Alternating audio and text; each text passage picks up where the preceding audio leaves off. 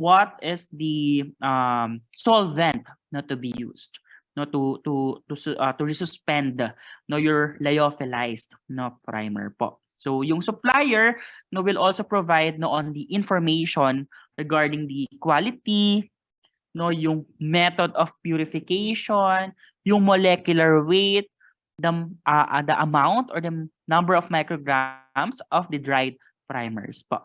Okay? Actually, ito, yan, nakalagay dyan. Okay? For example, no, bumili tayong primer powdered form yan. Okay? So, nakalagay po dyan, no, kung anong type ng primer yon. What's the quality of that primer? Usually, ang mga primer po natin, they are very short DNA. No? Short DNA lang po yan. And sa mga ibang primer po, nilalagay even the sequence ng DNA. Kasi maiksi lang po yung mga primer natin, nasa 18 to 30 bases lang yon. Okay? So 18 to 30 bases lang yung ating primer. Okay? For some, 18 to 25 lang yung haba niya. So ganun lang siya kaiksi. Kaya sinasama na rin no, yung mismong exact bases po no, dun sa ating primer. Then, aside from that, meron tayo nung molecular weight. Okay? Sorry. Nagpuputol-putol po.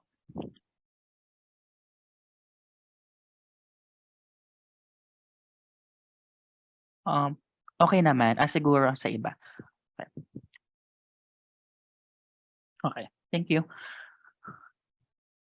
Then, no, for the molecular weight, so dito po exactly no nakalagay what's the molecular weight of the DNA na included po dun sa primer po natin. Okay? And yung mga information used no to rehydrate yung primer po natin. So from the dried form po, no, ito yung dried na form po, para siyang powder. Lalagyan po yan. No, for example, ang pinapalagay po ng manufacturer is reagent grade water. No, for example lang. So, pinapalagay dyan reagent grade water and also naka-include doon what's the amount of reagent grade water needed. Okay? To resuspend the primer po. Okay? And kapag po nalagyan natin siya ng reagent grade water, for example, this is the primer, na-mix na natin, meron na siyang water, so liquid form na siya, that is the stock solution. Okay? Stock solution na po ito. Then, etong stock solution na to, hindi naman tayo pwedeng dito tayo lagi kumukuha kasi we have to prevent contamination. Okay? Anong gagawin natin? From stock solution, hahati-hatiin natin siya into working solution. So, depende gano'ng karami or amount no yung gagamitin mo for each test. So, ibig sabihin, parang hahati-hatiin mo na siya, okay, so that hindi ka na pabalik-balik dito kukuha. Kasi kung pabalik-balik dito ka kukuha, what will happen? It can contaminate no your stock solution. So, from stock solution, ihiwa-hiwalay mo siya, okay, into working solution po. Okay? So, ganun yung ginagawa natin. So, gumagamit tayo ng reagent grade water or sometimes ginagamit natin nuclease-free water. Ito yung madalas gamitin sa molecular lab, especially whenever you are suspending no, your primers and probes. Ang ginapagamit po, nuclease-free water. From the name itself, there should be no presence of nuclease. Nuclease is an enzyme that degrades nucleic acid. Okay? So, kailangan wala po nucleases present. Yung mga DNases, dapat walang DNases, wala pong RNases. Kasi kung meron yan, of course, kapag may DNases, ide-degrade niya yung DNA. Pag may RNases, ide-degrade niya yung RNA. So, common na contaminant po ito sa laboratory.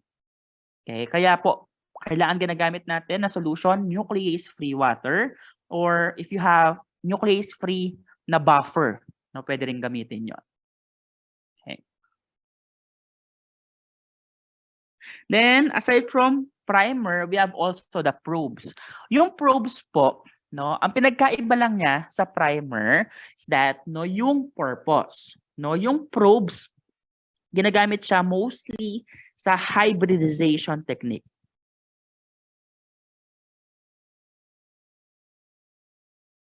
Okay? So sir, paano tong hybridization technique? For example, you have DNA. Okay? You have DNA. Tapos meron akong gustong i-detect na sequence. So for example, medyo mahabang sequence, nasa 100 pieces na sequence. For example, ang ATCG ang gusto kong i-detect. Pero usually mahaba yan. Gusto ko i-detect to sa DNA. Gagamit ngayon ako ng probe. Ang probe po is a very short DNA sequence that is specific to the target sequence. Ito ang ating target. Okay?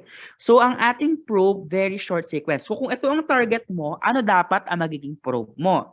Okay, dapat ang probe ko is T, A, G, C. Kailangan kasi complementary with each other, di ba? Sa cytogenetics, no, it was discussed to you. No, yung adenine for thymine, no, yung cytosine for guanine. So, ito yung magiging probe ko. So, yung probe ko na yan, hahanapin niya no yung target sequence. So, that's the purpose ng sinasabi natin mga probes. Ang primer naman, hindi siya directly doon sa target sequence dumidikit. Saan po dumidikit usually ang primer? They are specific no to the sequences near your target. For example, ito yung target natin. Pero meron po mga sequence pa iba dito, TAG for example. So yung primer natin, it will bind here, near your target. So ATC. So yung primer natin na gagamitin ATC, so that is used no for the amplification yan. Okay, so yun lang yung pinagkaiba ng probe and primer, yung purpose nila and kung saan sila nagbabind. Okay? Yung probe magbabind directly sa target, yung primer magbabind near the target. So, ganun siya. Okay, and yung probes po, they are supplied either in dried form or yung lyophilized or meron na tayong mismong nasa solution. Okay, unlike no for the primer, it is only available po in dried form. But for probes, it is supplied in solution or in dried form po. So, the same also with your primer. So, you have your stock solution, then you have to make no working solutions po out of your stock solution. Okay, so ganon yung pinagkaiba ng primer and probe. So diniscuss ko lang siya for you to have an idea. No, pag sinabi nating primer and probe. And for the reagent categories, so we have different reagent categories po. Okay, so depending on the type of reagent that we are using po. So the reagent that we are using no in the laboratory should be approved no by the FDA. Okay, so because of this law, no, yung Medical Device Amendment to the Federal Food, Drug and Cosmetic Act, so yeah, no, na-authorize yung FDA to regulate no yung mga devices, yung mga laboratory tests na ginagawa po natin. So even the reagents that we are using. So meron mga subsequent acts and amendments na ginawa. So, doon po in-include na lang no yung mga yung pag-control, yung safety no mga laboratory test. Okay? So, for the first reagent category, we have the analyte specific reagents, okay, or the ASR. Okay? So, yung mga ASR po, so ito yung mga yung mga probes, primers, antibodies. From the name itself, analyte specific reagent. So they are used to detect something. Okay? Used to detect specific target. Now, for example, no, you wanted to detect no a particular DNA sequence po. Okay? So gagamit ka ngayon ng probe, no, for example. Okay? So that is an example of analyte specific reagent. Okay? And most of the ASR used in molecular laboratory are in under class 1. Again, no, yung mga molecular laboratory, okay, ASR used no in molecular laboratory are under class 1 ASR. Okay, yung class 2 and class 3, ito yung ginagamit sa serology or in blood bank. Okay, sa blood banking po. Yung ginagamit natin pang screen no ng mga infectious diseases, no, yung mga antibodies, no, yung mga antibody reagent na ginagamit po natin. Reagent antibody na ginagamit natin no, for serology and blood banking, class 2 and class 3. Ang ginagamit sa molecular laboratory are under class 1. Okay? So do not forget that.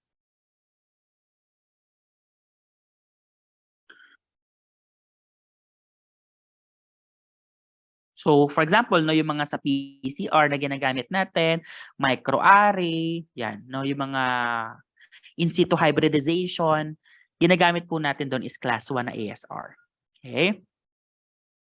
Then another classification or category is the in vitro diagnostic devices or reagent sets. So ito mga to, no, from the IVD, no, the devices po or reagent sets.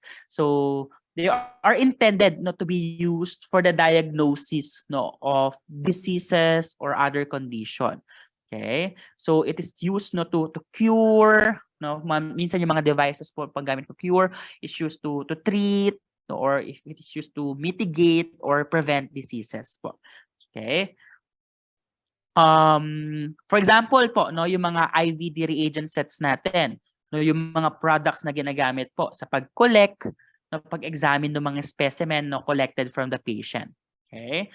And yung paggamit po ng ating IVDs or in vitro diagnostic devices po, they should be used strictly according no, sa manufacturer's protocol. So we must follow what's written no, in the protocol po. Okay? And yung IVD po natin, they are classified no, according to their performance risk. Okay? So yung performance risk po niya. So we have the class 1 to class 3. Ang lowest risk po natin is class 1. So lowest risk. Okay? Then, ang class 3 po, ang highest risk. Okay? Highest risk po. So, we are classifying no, yung mga IVD devices po natin. So, ginagamit po yan, no, yung mga in vitro diagnostic devices. Okay? So, example niyan, no, yung for test kits. Okay? Yung mga test kits na ginagamit po natin, those are in vitro diagnostic devices or there are reagent sets. Okay? So yung mga ginagamit natin sa serology also ng mga kits. Okay? So those are under no, in vitro diagnostic devices. Then we have also the in vitro analytical test or the IVAT reagents po. Okay? So yung mga analytical reagent po, these are the reagents no used for molecular no testing po, especially yung mga analytical testing sa molecular laboratory. For example, if you want to quantitatively analyze no yung mga ions, yung mga molecules, yung mga yan. No, whenever we're talking about ions or molecules na po, so diyan napapasok no si in vitro analytical test reagents po. Okay? So, more example, no, yung mga colored compound, no, or yung mga fluorescent substance being produced po after nagkaroon ng ionic reaction or molecular reaction. So, ang gamit po natin ng mga reagent doon is in vitro analytical test. Then, lastly, we have the research use only and investigational use only reagents po. So, ito lang po yung reagent na hindi ginagamit po for diagnostic use. So, yung first, second, and third po, they can be used no, for diagnostic purposes, unlike for the RUO and IUO. Okay? Hindi po sila ginagamit. Okay? So, they are not intended no, to be used for patient sample. Ginagamit po sila for research. Okay? For research po. For example, okay, ang RUO, research use only reagents po. Hindi sila intended sa patient sample. But, okay, kapag sinabi natin IUO or investigational use only, ito, pwede siyang gamitin sa patient sample. Okay? So, ang problem lang sa IUO, there should be proper institutional review. Ibig sabihin, kailangan po dumaan muna no, sa ethics committee. Okay, kung pwede ba talaga siyang gamitin for patient sample. Ito yung ginagamit natin no, for clinical trials. Okay? Clinical trials po. Okay? So for example, sa research nyo, gumamit kayo ng extract. Okay? Extract no, to be used for hyperglycemic patient. Yung ba extract nyo, pwede nang diretsong ibigay yun sa patient? Yes or no? No. Okay? So, it is research use only. Ibig sabihin, gagamitin mo lang siya sa test animals. Okay? For example, sir, nakapublish na po yung paper namin. Pina-review po namin sa FDA, na-approve. Pwede na po ba namin siyang gawing IUO? Yes, no? Pwede na siya gawing IUO nun. Kapag po nagkaroon na ng review ang FDA. So that's what I'm talking about. No? The difference between the research use only and investigational use only. Kapag hindi pa na-approve, that is research use only. Okay? So hindi siya pwedeng ibigay sa patient po. Okay? So these are the common reagent that you will be using in molecular laboratory. So I just giving you an idea kung ano yung mga gagamitin po natin. Agarose powder, sa midterm pa lang gagamitin na natin to for gel electrophoresis, mga buffer solution po, very important. Okay? Yung mga nuclease-free water. So lahat po ito available naman sa lab po natin. So even yung mga stain to be used, yung mga DNA stain, so it is available in our lab. So nagpo-order po ako ng mga yan. So no worry, gagamit po natin sila lahat. Okay.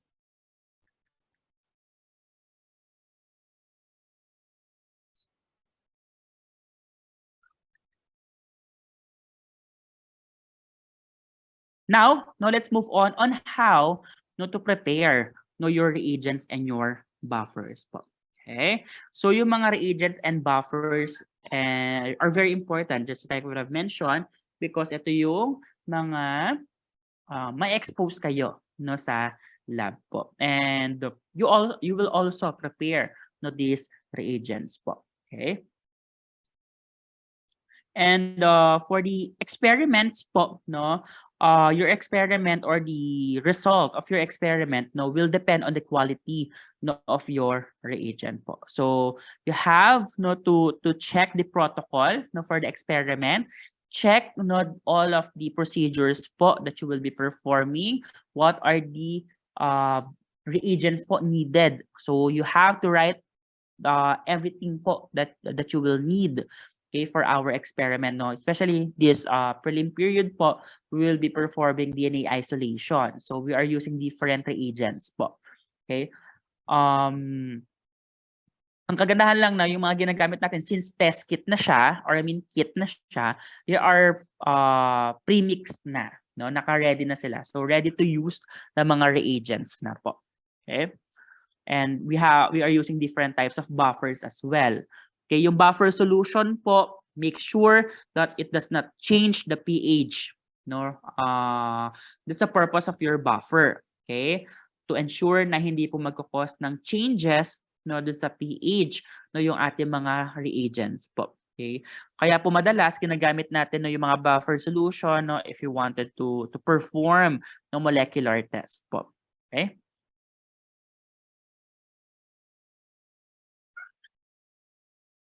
And kung mapapansin po ninyo, kailangan po kapag po nag-prepare tayo ng reagent, so ang reagent po, kailangan may nakalagay doon yung name ng reagent, concentration of the reagent, the pH, and the volume. Etong apat po, very important yan. For example, meron akong sodium hydroxide. So nakalagay doon sodium hydroxide, 10% sodium hydroxide. So nakalagay po dyan, for example, 9.0 pH and 100 ml. So for example, nandoon sa bottle yon. So it should be written kung ano yung concentration, the name, okay, and the volume should be also included po. Okay? So yung volume po naka-include yun. Yung pH, kailangan pH, 9.0, no, for example. Okay? So we have different concentration. Or for example, no, meron tayo nung tris EDTA, no, tris EDTA buffer, okay, solution. Okay, nakalagay po dyan 10x. 10x is the concentration. So meron tayong mga concentration na 5x, 10x, 20x, 50x concentration depending on the desired concentration no needed no for the experiment. Okay? So yan, no? And check po natin no kung yung mga chemicals needed no they are available in the laboratory. Okay? If not, no, hindi po siya available, then you should check the protocol if there's any alternative chemical that can be used. Okay? And it should be safe no to handle no yung ating chemical po. Okay? So again, no, for you to say no na safe mo or safe yung pagkakahandle mo, kailangan na check po natin yung MSDS. Okay? The material safety data sheet. Check no yung ating material classification. Kasi doon sa ating MSDS, naka-include doon yung description ng composition tsaka property ng chemical.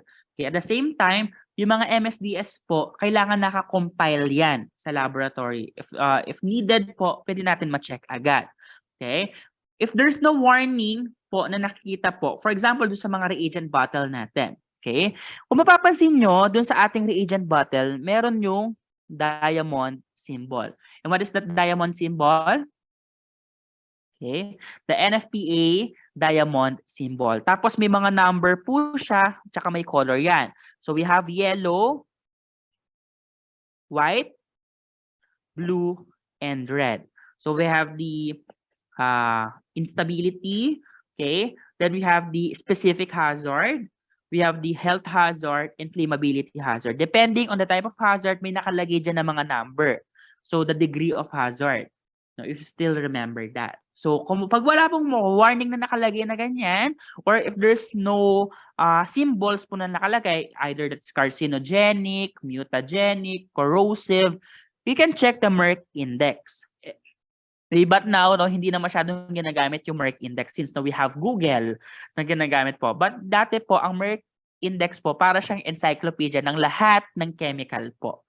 Okay? So, para siya encyclopedia. So, you can check no, the Merck index po if there's no warning for you to know no, what are the hazards po no, that the chemical no, could bring.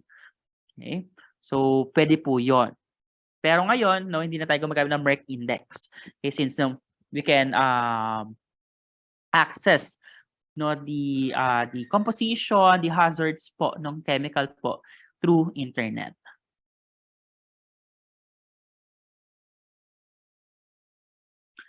Then we have the different hazardous reagent. So I for this one no you will be exposed no for some no of them. So for example, yung acrylamide, but actually hindi ko na kayo papahawakan ng acrylamide. Ang gagamitin na lang natin is agarose gel. So natural na gel yon, parang gelatin po, no? But it's the most commonly used naman. So acrylamide no is a composition of the polyacrylamide gel. No, ginagamit po siya for protein identification or protein analysis. So neurotoxin po 'yon. Ang acrylamide po, neurotoxin lang siya kapag po hindi pa siya gel form. Okay? Bali po neurotoxin po no yung pure na acrylamide. But once mixed po no with the other components ng gel, nawawala po yung pagiging neurotoxic niya. Okay? It's only neurotoxic when it is pure. Okay? Then ethidium bromide. Ethidium bromide po, it is mutagenic. Okay? What do you mean by mutagenic po? It can cause base changes. Nagkakos siya ng mutation. For example, ang nasa DNA mo dapat ATCG. Yung C napalitan ng G. That is base change po or mutation yon. Okay? So, ang ethidium bromide kasi kumakapit siya sa mismong DNA. That's why it can trigger no yung base changes or mutation. Okay, phenol, Ginagamit po ang phenol for organic extraction. No, later no, I'll discuss no, the organic isolation of DNA using organic solvents such as phenol. So, of course, no, alam niyo naman ang phenol, they are very hazardous no, to handle also since mga organic solvent po ito. Okay, so carcinogenic yung mga yan. So, meron din tayo ng phenyl methyl sulfonate fluoride or the PMSF. Okay, so ito po, chemical po ito no, that is used no, to inhibit no, yung mga enzyme na nagde-degrade ng protein. Okay, so during protein isolation but not commonly used no, sa molecular lab na po. Okay, so madalang naman tayo mag-detect ng protein no, sa molecular lab, mostly nucleic acid. Okay, and SDS, sodium dodecyl sulfate. Okay, so ito, detergent po ito. Okay, detergent that is used no, for the DNA extraction as well. Okay, so if you wanted to destroy the membrane of the cell po, then you can use the SDS. So para siyang detergent to reduce the surface tension, okay, para po mag-lyse no yung cell so that the nucleic acid no will be freed no from the cell. So gumagamit din tayo ng detergent po. Okay? So ginagamit yan for the lysis no ng mga cell din po. So ito yung mga some hazardous reagents po that you might encounter no in the laboratory. Okay? Nakakasunod po ba? Okay. And sir, kapag nag-i-sterilize po tayo ng mga reagents or ng mga materials po, okay? So ano po no yung ginagamit natin? Okay? Kapag po nag-sterilize po tayo. So for the sterilization, since when we say sterilization, all forms of life no, should be killed or eliminated. No, even spore-forming organisms po when we say sterilization. And in the laboratory, the most commonly used sterilization procedure is what? Autoclaving po. No? Through autoclaving. So sir, ang paggamit po ba ng sodium hypochlorite, is that enough? No. Disinfectant po ang sodium hypochlorite. It's not sterilizer. Sterilizer meaning lahat ng forms ng life will be killed. No ba yun? Okay. So ano po yung kailangan nating i-sterilize, sir? Yung mga buffers po natin. Okay? Kailangan po i-autoclave po natin yan. Okay? Yung mga media, no, yung mga bacterial or yeast media na undefined no na mga bacterial and yeast media. Yung mga pipette tips po natin. But actually, yung mga pipette tips, it's not that recommended na i-autoclave kasi may tendency na malusaw kasi mga heat labile po ito, no? Yung mga heat labile, hindi pwede silang mainitan kasi pwede pong malusaw yung mga pipette tips po. Okay? But yung mga given no yung mga bagong pipette tips ngayon, yung mga polyethylene no na mga pipette tips po, yon hindi sila nalulusaw kahit po i-autoclave natin sila. So it's okay na i-autoclave po natin. Yung mga microcentrifuge tube na gagamitin po natin, kailangan po na autoclave din yon. Okay? So to ensure that there is no presence of contaminants. Okay? And for example, sir, sa mga heat labile, meron tayong other way no na pwede pong gamitin no to sterilize them. Okay? And yung mga buffers po natin, okay, they are sterilized no before used and storage. Why is it so, sir? Why we need to sterilize them before use and before storing them? Kasi kailangan natin ma-prevent no yung bacterial growth at the same time yung fungal growth no sa mga buffers po natin. Kaya ino-autoclave muna natin sila before storage po. Okay? And for example, sir, may mga buffers po na hindi pwedeng ma-autoclave or hindi sila pwedeng, meron silang component wherein there are heat labile. Okay? Ano po yung gagamitin po natin? Okay? So, pwede tayong gumamit ng mga filtration, no? Through filtration po ang gagamitin po natin to sterilize them. So we can use filters, no, wherein they have very small pores po. And by that, no, we can sterilize, no, yung ating mga buffers to remove, no, kung meron man po mga contaminating bacteria or fungi doon. Okay? Tapos sa mga tips po natin, just like what I've mentioned, no, they are made up of polyethylene, no, na mga plastics po. Okay, polyethylene. So their tendency, no, to be melt po depends dun sa autoclave setting po natin. So check natin, no, kung ano yung plastic type noon, kung pwede po ba siyang i-autoclave, kung kaya na ma-withstand, no, yung temperature ng autoclave or not. So double check na lang po natin, no, yung mga tips na pre-cure ng lab. And these are the other reagents po or materials that should not be autoclave. Hindi sila dapat i-autoclave. Lahat po ng chemicals po na corrosive or yung mga nagpo-produce po ng toxic fumes, no, hindi po dapat yan ma-autoclave. Okay? So, hindi po sila pwedeng ma-autoclave po. So, yung mga corrosive such as acids, mga bases, yung phenol, no, yung mga volatile na mga liquids po, ethanol, methanol, chloroform. So, the tendency po, kapag yan, nilagay mo sa autoclave, after mo autoclave, wala na kasi nag-evaporate na po sila. Okay? So, yung mga liquids po that has bleach, yung bleach po, oxidizer yan, or corrosive po, so hindi rin talaga pwede. Formalin, hindi rin po pwede. Glutaraldehyde. So, mga corrosive po. And they can produce toxic fumes kasi, okay, when you place them, no, on the autoclave. Okay? Yung mga buffer with detergents po, hindi pwedeng i-autoclave yan. Bakit, sir? Kapag ang buffer na may detergent po, for example, SDS, ano mangyari? They can boil over po. Tandaan, detergent po yan. So they can produce po, no, na bubbles, no, bubble formation, and they can boil over po. So hindi rin tayo pwedeng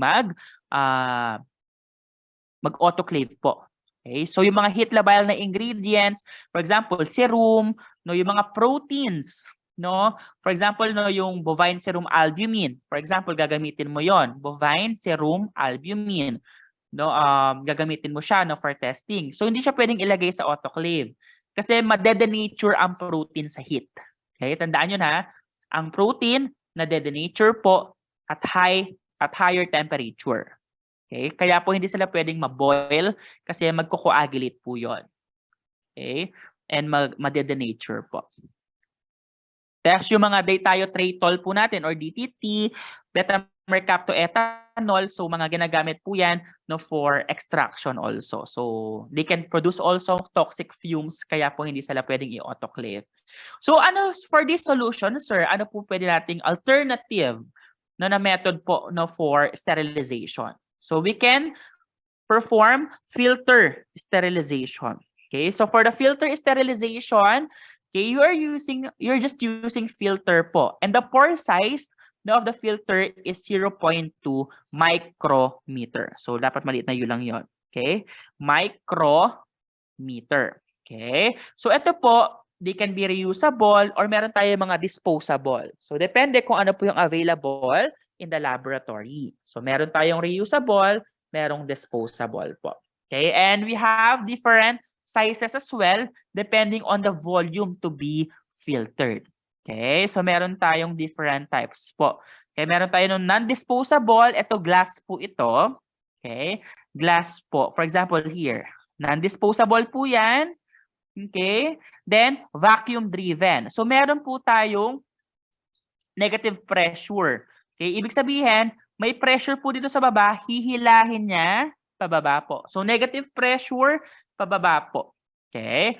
So non-disposable, glass po 'yan. Tapos meron din tayo ng mga disposable.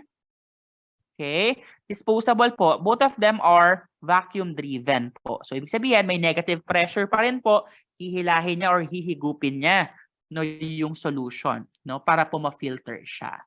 Okay? For smaller volumes, ito kasi ginagamit po for large volumes po. For example, kailangan ko lang is 2 ml. Okay, so you cannot use this one, no, for small volume po. What we are using for those type of specimen is the syringe filter. Ito po siya. Using syringe, no? So tanggalin lang po natin no yung needle, ipalit po natin tong syringe filter. Ito lang po yung binibili diyan, no, yung syringe filter. So ilalagay lang po natin siya doon sa ating syringe. Okay, you just have to attach it. Then, ang gagawin mo muna, a-aspirate muna natin yung liquid. Okay, after ma-aspirate, doon natin ilalagay. No, after ma-aspirate, doon natin ilalagay yung ating syringe filter. Then slowly, no, you have to push. Okay, you have to push it. Then unti-unti po may lalabas na filtrate dito. Okay, so wag mo na ilalagay itong syringe filter. Then you have to aspirate the solution. Then slowly, lagay po natin no, yung syringe filter. Then slowly push it, no, para po ma-filter po siya. So for smaller volume po ito, no, yung ginagamit natin na syringe filter. So from 1 ml to 20 ml. Pero kapag po sa mga filtration apparatus or filtration cup, more than 20 ml po, no, ang filter natin dito. Okay? Pag less than 20 ml, syringe filter po tayo. And also, no, doon sa preparation ng ating mga chemicals po, no, when you used no autoclave. So sometimes po no yung autoclave yan. Okay? They can cause yung browning or substrate breakdown. Kung mapapansin po ninyo, yung glass, no, yung beaker na may water, tap water po, ilagay nyo no, sa autoclave. So, after autoclaving, kung mapapansin nyo, parang may brown na nabuubo dun sa baba no, ng ating water. So, that those are actually precipitates po no, ng mga magnesium, no, mga trace elements po present no, on the water po. Okay? Yan, no? So, if you wanted to avoid no, yung mga substrate breakdown, avoid precipitate, so you must follow no, what's written no, on the protocol of the lab. So, this is an example of a protocol no, to prevent no, that to happen. The next, no, for the storage. So, ang storage po ng ating mga chemicals po depends no, on the on what's written no, on the manufacturer's manual. Okay, so most of the time po ang mga buffers i-double check nyo. Kasi for some buffers kailangan nasa room temp lang, ibang buffers naman dapat nasa refrigerator temperature.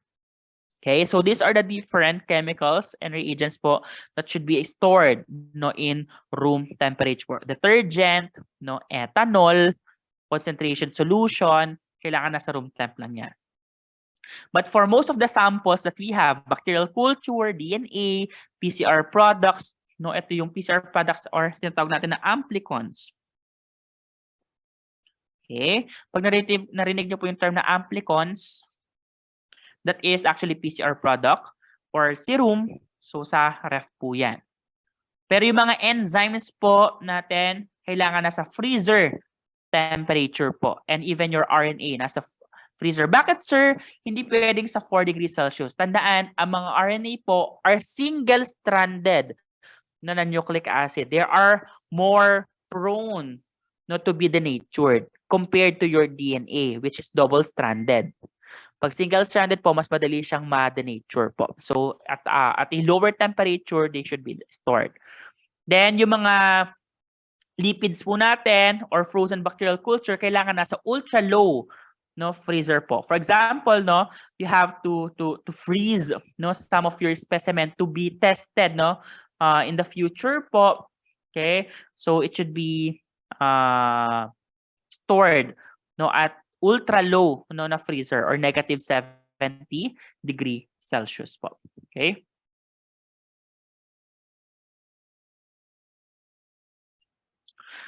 So sir, bakit yung buffer, yung iba sa 4 degrees Celsius? And yung iba naman sa room temp. Kasi meron pong ibang buffer wherein pag nilagay mo yon sa 4 degrees Celsius, nagkakaroon ng precipitate because no at lower temperature po or cooler temperature, so nagkakaroon po ng precipitates. Okay? So, pero meron naman tayong pwedeng gawin no, to remove those precipitates po. So, for example, nalagay natin sa 4 degrees Celsius, nagkaroon ng precipitate. So, pwede natin i-preheat po para ma-dissolve no, yung mga precipitates. Okay? So, pwede po yon.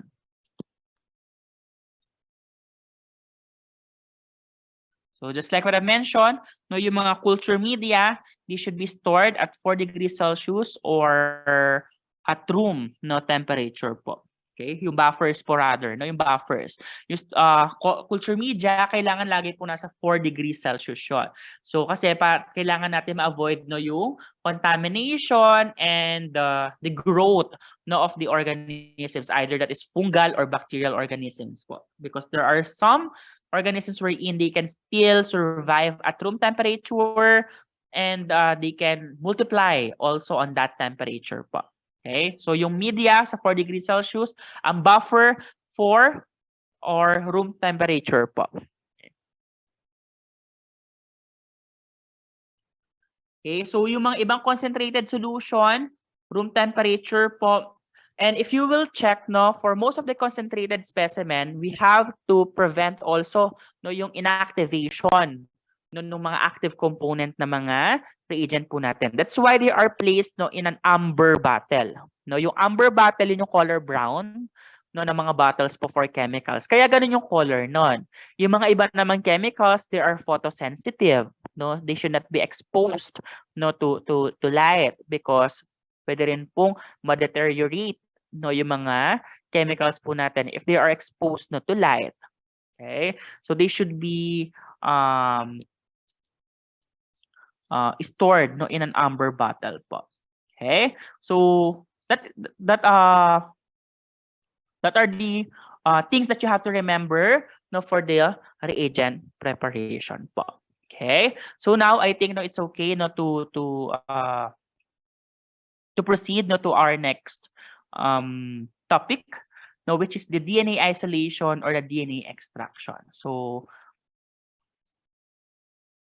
let's have a at least no 3 minutes na break no before we continue no with this topic po for a while.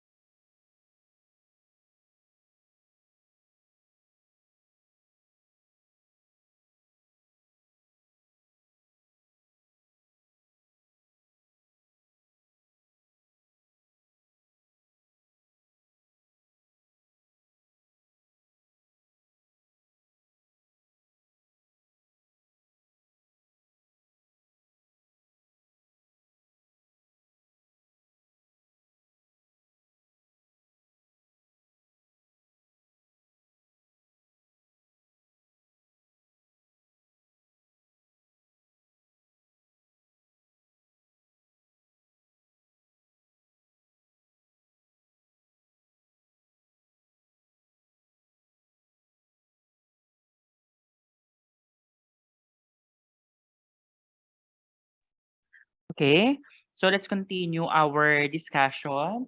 No, and now let's proceed for the second topic, no, which is the DNA isolation. So the DNA isolation or DNA extraction is a procedure, no, and actually it is a very common procedure, no, used no in molecular laboratory if you wanted to isolate no DNA no from the nucleus of the cells po. Okay? So ang purpose po why we have to extract no the DNA is to obtain the DNA in a relatively purified form. Ibig sabihin, kailangan pure DNA lang po no yung gagamitin natin. So we have to separate the DNA from other cell components. Okay? So gagamitin po natin kasi no yung DNA na ma-extract natin for further no investigation. For example, PCR, sequencing techniques. So doon po natin siya ginagamit. Okay? And for the DNA isolation, just like what I've mentioned po, so we have no to separate no yung nucleic acid, either DNA or RNA man yan, no, away from the other no macromolecules, no, such as no yung mga lipids, carbohydrates, protein, and even no yung mga debris po once the cells no were lysed. Okay? And yung DNA po natin, actually, it is very stable no over a wide range of temperature. Ang problem lang po no is the hydrolysis. So sir, ano yung nagko-cause ng hydrolysis? For example, no may presence na mga enzymes, no contaminating enzymes such as nucleases. Yeah, it can cause hydrolysis. Or for example, no it was exposed to a very high temperature. Yes, no, it is stable over a wide range of temperature, but not to the point na masyado nang mataas yung temperature. For example, okay, at 95 degrees Celsius, 90 degrees Celsius nga lang magi-start na mag-denature no yung protein po natin. Okay? So on that temperature po, it can cause denaturation na. Okay? It can cause hydrolysis. When we say hydrolysis, no, for example, this is your DNA. Di ba ang DNA natin double-stranded siya? Okay? Double-stranded ang DNA po natin. So, yun, nagdidikit po in between, okay, in between no, your bases is hydrogen bond. Okay? So, kapag po nagkaroon ng hydrolysis tendency, the intact DNA will be separated kasi nawala po yung hydrogen bond. So, yun po yung major threat no for the destruction no of the nucleic acid. Okay? And we have different methods po on how no we can isolate DNA. Okay? And you have to consider different factors when choosing no a particular DNA isolation method po. So, ang DNA isolation method depende siya number one sa specimen type. Ano po ba yung specimen type po natin? Is it genomic DNA? Is it plasmid DNA? Okay? So, it is only RNA ba? Is it coming from a virus? So, depende po no dun sa specimen po natin.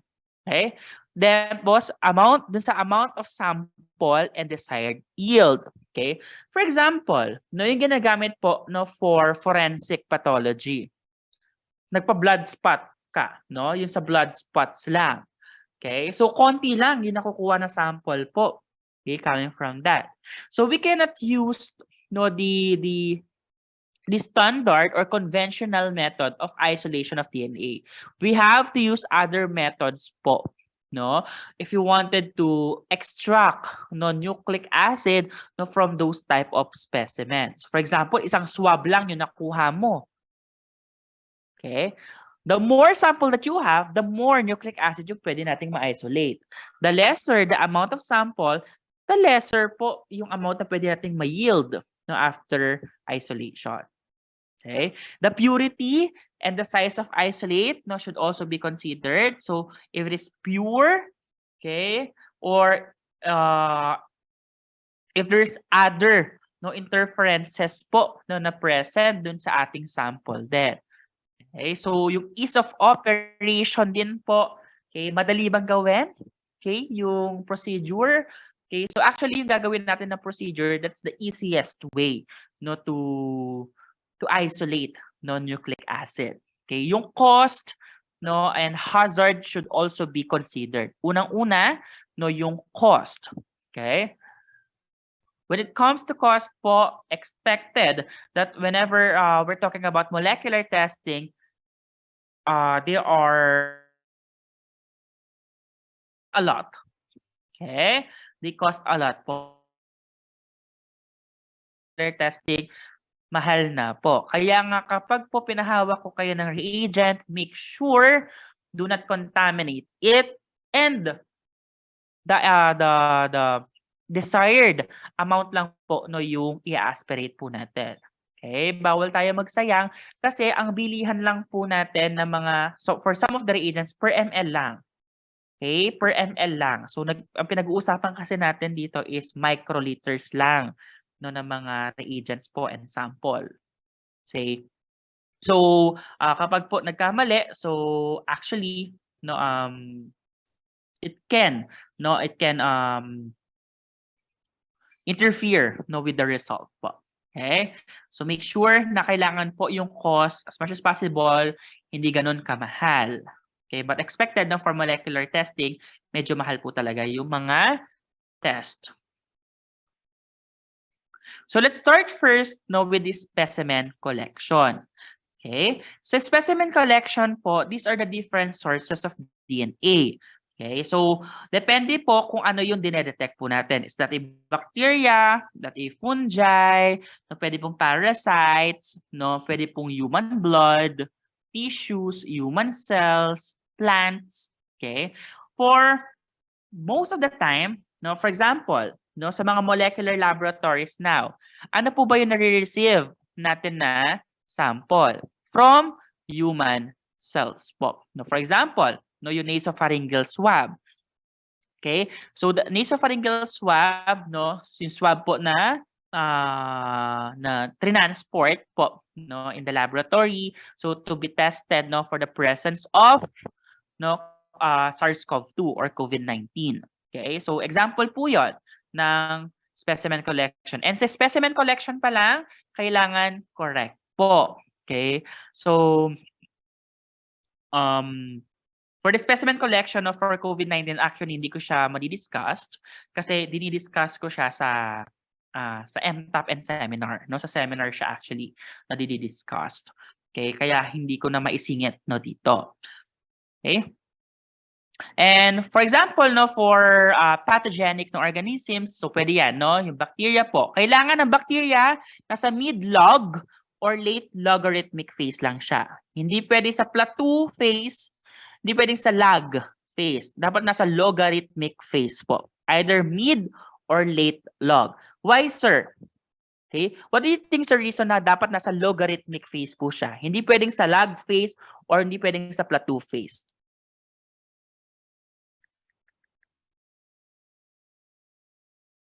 What do you think is the reason for that? Bakit kailangan nasa logarithmic phase po? Hindi pwede doon sa lag phase or hindi pwede doon sa plateau phase po, sir. Okay? So, i-check nyo, kung i-check nyo yung bacterial growth, diba? Meron tayo ng tinatawag na lag, logarithmic phase, and plateau phase. Okay? So, kailangan daw po nasa logarithmic phase. Okay? So, that's correct. Yung optimal amount or the concentration rather ng ating bacteria. Okay? Yung organism dyan. Okay? Pag nasa plateau phase po, marami ng dead. Okay? As much as possible po, okay, ang kailangan po natin is alive na ng mga cells po. That's why it should be on the logarithmic phase. Okay? On this phase po, we can isolate pure and enough DNA. no, for testing. Kasi kapag nasa lag phase ka, baka konti lang masyado. No, it's not enough for molecular testing.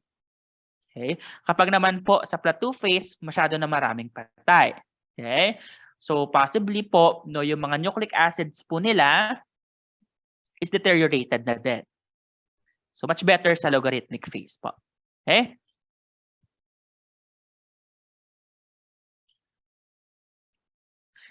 And for the specimen collection and storage, so ito po yung mga example of the specimens po that we commonly received.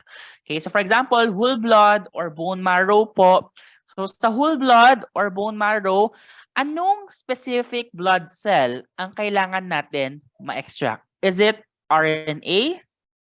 Or, I mean, is it rather no, RBC or WBC? What do you think? No, on whole blood. Ano dapat na yung ma-isolate natin no on this? Okay, on this specimen po. Is it the RBC or WBC? It should be WBC. Why? Okay? Because WBC has nucleus. Okay, meron siyang nucleus.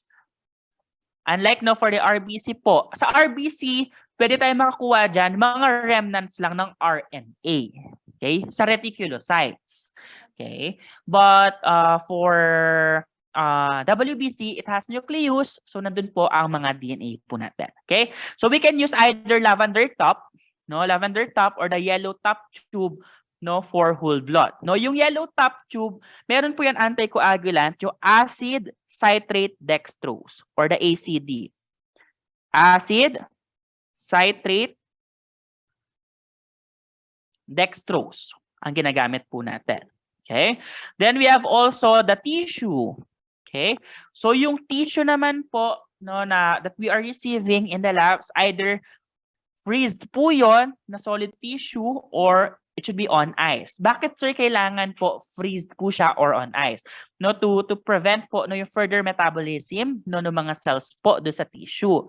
Okay? And to prevent also tissue necrosis, no?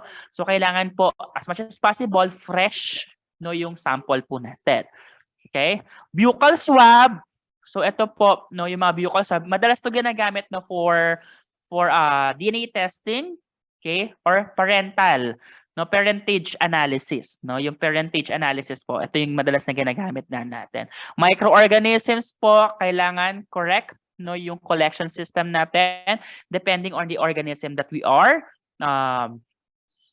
detecting. Okay? Tapos mga forensic samples po, yung blood, hair, nail, secretions po. So usually po, konti lang no yung nabibigay sa atin na sample. Okay? For this one po. For the storage, no, if you will check, no, we have the short and long storage po. Sa short storage, usually nasa refrigerator temperature lang. But for the long storage po, nasa 70 degrees Celsius po tayo. Except for buccal swab. Nasa freezer lang. Pero for the others po, ultra low. Okay? Ultra low po. Okay? Na freezer gawin. Okay?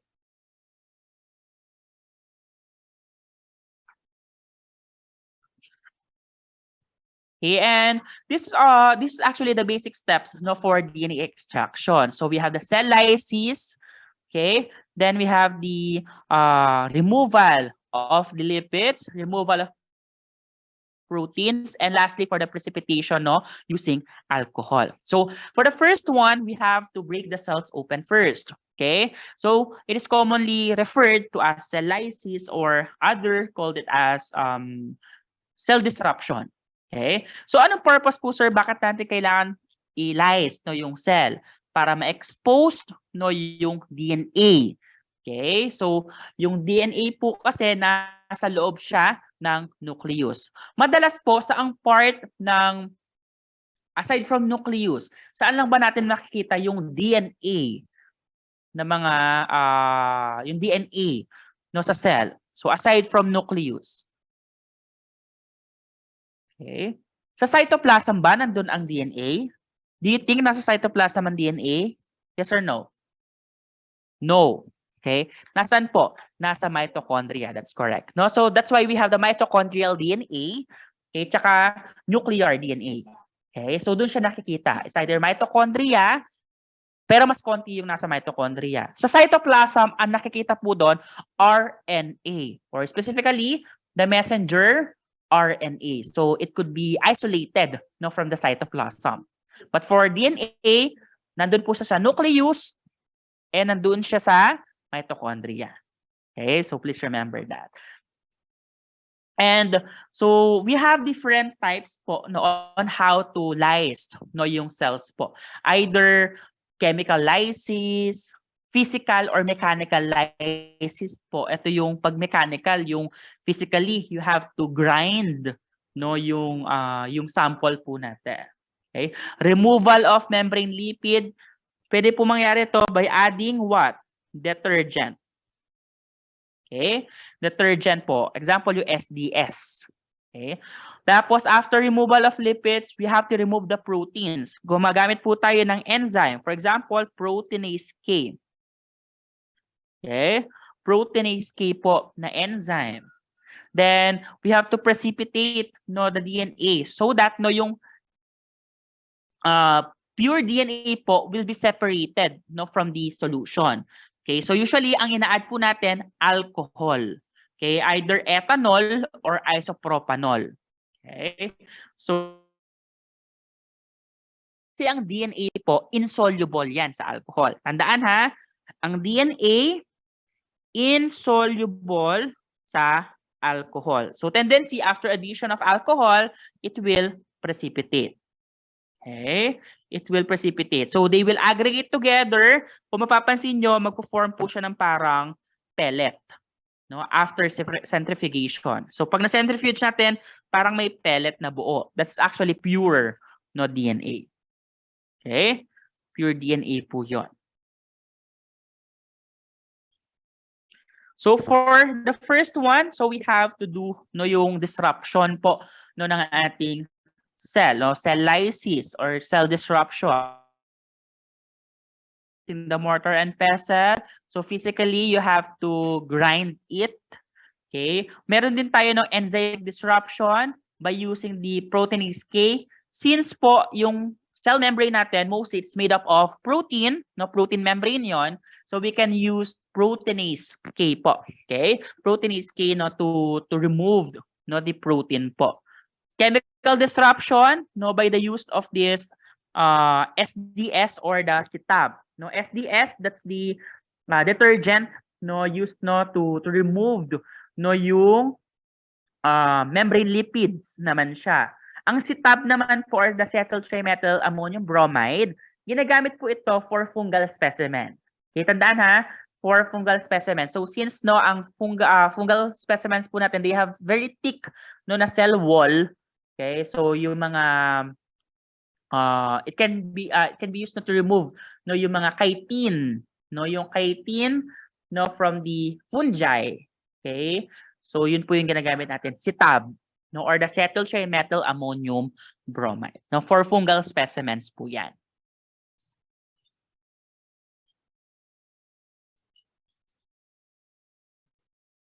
So these are example, no, of the reagents, no, na gagamitin po natin. And for each reagent po, they have specific, no, function. So example po, RNAs natin, of course, no, it is used to degrade RNA. So saan natin ginagamit ang RNA, sir?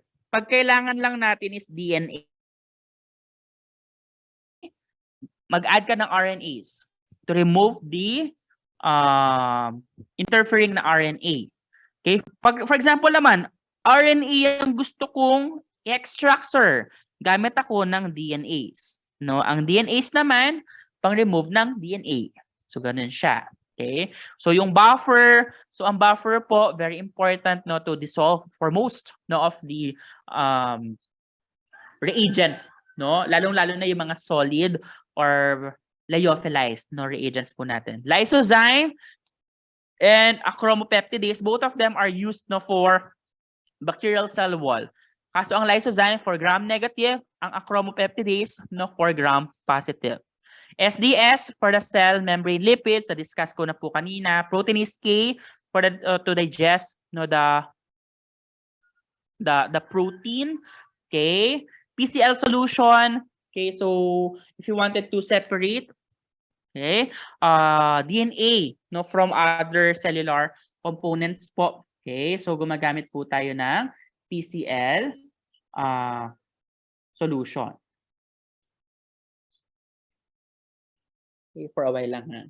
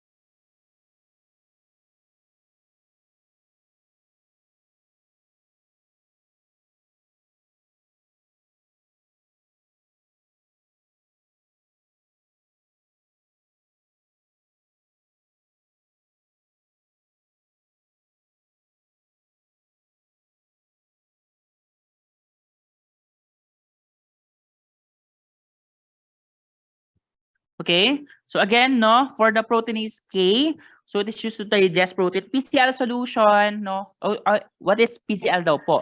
PCL is actually the phenol and chloroform, yung phenol and chloroform. So it is used for organic extraction of DNA. So it is used to precipitate the DNA from the solution po. So later, I'll give you an idea regarding the phenol and chloroform extraction. And we have the 3-EDTA buffer. Okay, 3-EDTA buffer. Ito po yung ginagamit natin to dissolve yung precipitated DNA. For example kasi, after mag-precipitate ng DNA, we have to remove the supernatant. Tapos yung pang-dissolve po sa kanya ulit, okay, for storage, okay, ang ginagamit po natin is the 3-EDTA. Siya yung parang pinaka-water na nung DNA.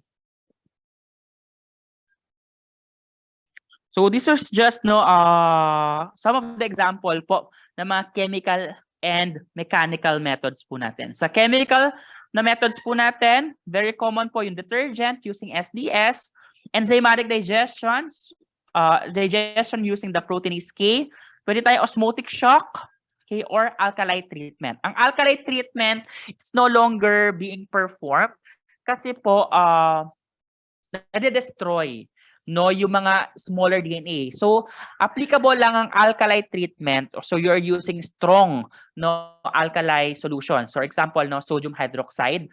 Applicable lang to for genomic DNA. Okay, sa mga malalaking DNA po, but for longer DNA. But for smaller DNA po, for example, plasmid, nasa 100,000 bases lang yon, hindi siya pwedeng gamitin. So it's not recommended. Okay?